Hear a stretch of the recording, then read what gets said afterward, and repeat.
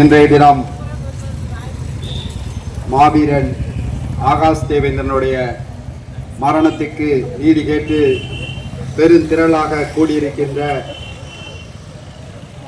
என் உயிரிலும் மேலான என் சமுதாய சொந்தங்களே,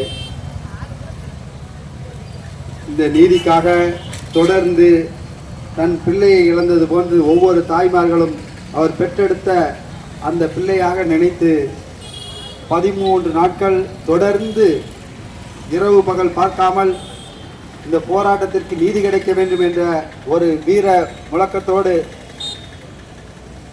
பெண்கள் அனைவரும் போராட்ட களத்திலே கலந்து கொள்வது எந்த சமூகத்திற்கும் இப்படிப்பட்ட ஒரு புரட்சிகரமான பெண்கள் இருக்க மாட்டார்கள்.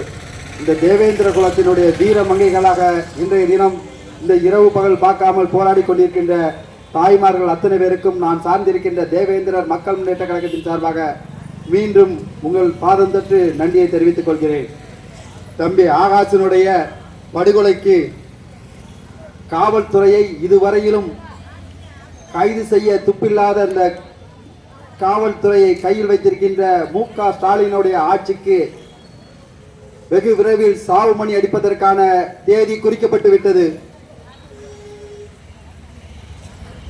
முடிந்தால் இந்த நீதித்துறையின் சார்பாக ஒரு சில நாட்களில் அந்த கயவர்களை கைது செய்து காட்ட வேண்டும்.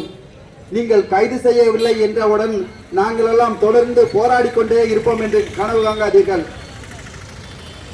வெகு விரைவில் இந்த போராட்ட களம் அந்த குற்றவாளிகளின் வீடுகள் தேடி அவர்களுடைய அந்த நீதிக்கு கட்டாயமாக நியாயம் கிடைக்கின்ற ஒரு நிலையை உருவாக்காதீர்கள். என்னமோ அந்த தேவேந்திர சமூகம் தொடர்ந்து நீதிக்காக ரோட்டில் இருந்து வீதியில் இருந்து போராடி கொண்டிருக்கின்றார்கள் என்று நினைக்காதீர்கள். அன்றைய தினம் வெண்மணியிலே போராடினார்கள் என்று தம்பி சொல்லி போனார்கள். அன்று எரித்த அந்த குற்றவாளியை பல ஆண்டுகள் தவம் இருந்து எனது அன்பு தோழர் அண்ணன் அமல்ராஜ் அவர்கள் அவனை தீர்த்து கட்டினார். அதுபோன்று கொடியங்குளம் கலவரத்திலே போராட்டத்திற்காக தவம் கிடந்தார் என்று நினைக்காதீர்கள். பதிலுக்கு பதிலாக பல கொலைகளை செய்ததனால் உங்களுடைய அடக்குமுறை அடக்கி அழிந்தது. இது போன்று ஆகாசிற்காக நாங்கள் தொடர்ந்து இங்கே ரோட்டிலே உட்கார்ந்து கூக்குரல் குழப்பம், அதை பார்த்து நீங்க வேடிக்கை பார்ப்பீர்கள் என்று நினைக்காதீர்கள். கட்டாயமாக அதுக்கு நீதிக்கு நீதி, தண்டனைக்கு தண்டனை எங்களுக்கு கொடுக்க முடியும். அது வெகு விரைவில் நடக்கின்ற சூழ்நிலையை நீங்கள் உருவாக்கி கொடுக்காதீர்கள் என்று கேட்டுக்கொண்டு, தேவேந்திர சமூகத்தினுடைய ஒற்றுமை எத்தனை ஆண்டு காலமாக 2006 தேவேந்திரனுடைய ஒட்டுமொத்தமான இந்த போராட்டம் ஆட்சி அதிகார அத்தனை பேருக்கும் ஒரு சாவுமணியாக இருக்கும் என்று கேட்டுக்கொண்டு, தொடர்ந்து தேவேந்திர மக்களுடைய இந்த கோபத்திற்கு ஆளாகின்ற ஆட்சியாளர்களும் காவல்துறைக்கும் மீண்டும் ஒரு முறை எச்சரிக்கை தெரிவித்துக் கொண்டு, வெகு விரைவில் நீங்களே இந்த போராட்டத்தை முடிக்கின்ற வகையில் அந்த கயவர்களை கைது செய்யவில்லை என்றால் நாங்கள் நேரடியாக சென்று அந்த கயவர்களை என்ன செய்ய வேண்டும் என்பதை வெகு விரைவில் நீங்கள் தெரிந்து கொள்கிறீர்கள் என்று கேட்டுக்கொண்டு, எனக்கு பேச வாய்ப்பளித்த அத்தனை உள்ளங்களுக்கும் நன்றி கூறி விடைபெறுகிறேன். நன்றி, வணக்கம். அந்த காவல் நிலையத்திலே படுகொலை செய்துவிட்டு இன்றைக்கு நீதிமன்றம் யாரெல்லாம் இந்த கொலைக்கு காரணமானவர்களோ அவர்கள் மீது கொலை வழக்கு பதிவு செய்ய வேண்டும் என்று நீதிமன்றம் உத்தரவிட்ட பிறகு அந்த பயங்கரவாத காவலர்களை, கொலை செய்த கொலையாளிகளை ஏன் கைது செய்யவில்லை என்றுதான் எங்களுடைய கேள்வி. இந்த சமூகம் சாதாரண சமூகம் அல்ல.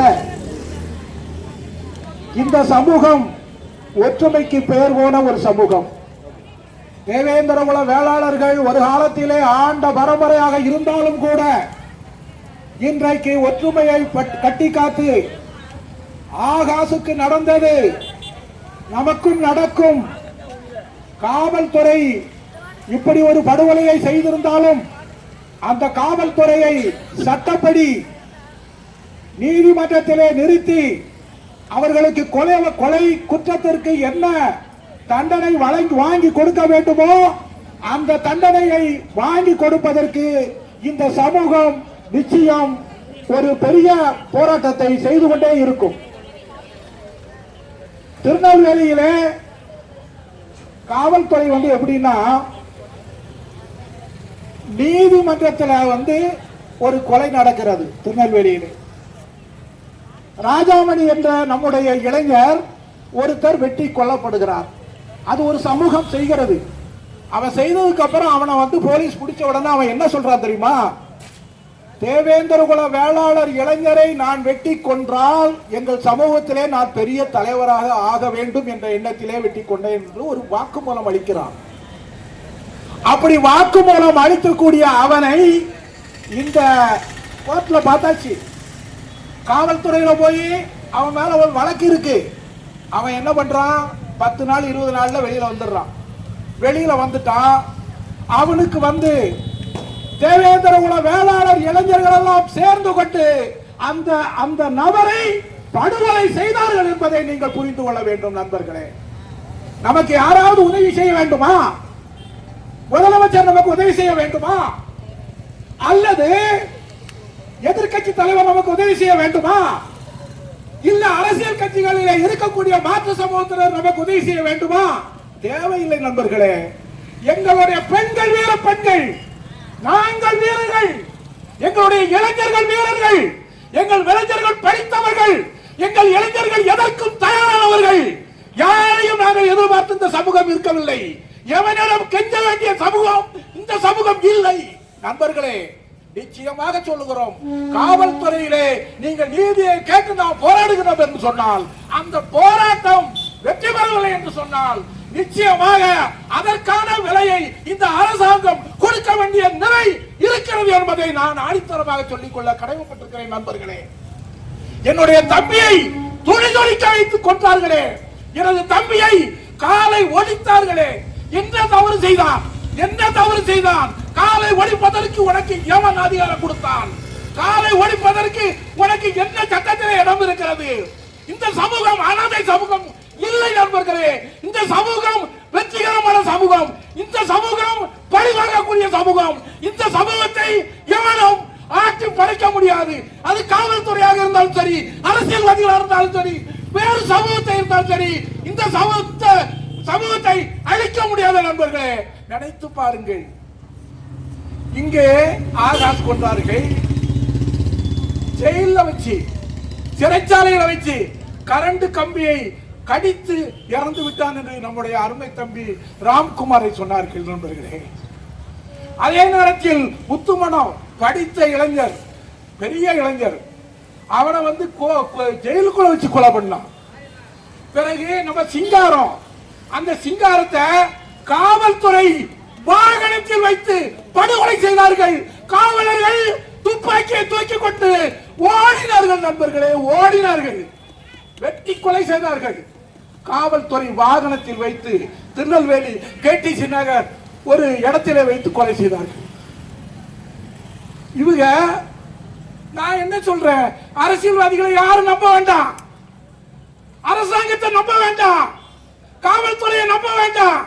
எங்கள் இளைஞர்கள் இருக்கிறார்கள், என்னுடைய நண்பர்கள் இருக்கிறார்கள், என்னுடைய மக்கள் இருக்கிறார்கள். எங்கள் மக்கள் இந்த சமூகத்திற்கு விடுதலை வாங்கி கொடுப்பார்கள். இனிமேல் ஆகாஷ் மரணம் நடக்காது. ஆகாஷை போன்ற இளைஞர்கள் சாக மாட்டார்கள். நிச்சயமாக நாங்கள் வெற்றியை நோக்கி போவோம், தொடர்ந்து போராடுவோம் நண்பர்களே என்று கேட்டுக்கொண்டு விடைபெறுகிறேன். நன்றி, வணக்கம்.